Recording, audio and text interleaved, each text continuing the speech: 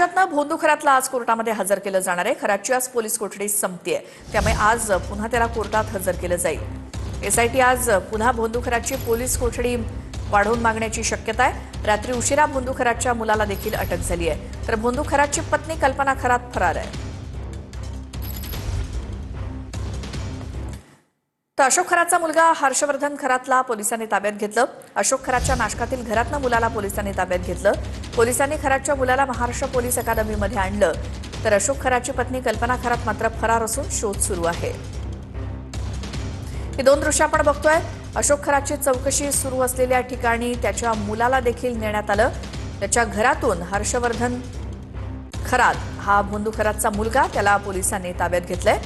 तर कल्पना खरात जी अशोक खरातची पत्नी, ती मात्र फरार आहे, तिचा शोध सुरू आहे। खरातनं अजितदादांसह एका बड्या नेत्याच्या फोटोवरती फुल्या मारल्या होत्या। रोहित पवार यांनी भोंदू अशोक खरातवरनं खळबळजनक आरोप केलाय। खरातनं कुणाच्या सांगण्यावरनं जादूटोणा केला हे समोर येणं गरजेचं आहे, असं देखील रोहित पवार म्हणाले। भोंदू अशोक खरातकडे फोटोवर फुल्या मारण्याची पद्धत होती। अजितदादांसह राज्यातील एका अत्यंत बड्या नेत्याच्या फोटोवर फुल्या मारल्याचं समजतंय। खरातनं कुणाच्या सांगण्यावरून फोटोवर फुल्या मारण्याचा जादूटोणा केला?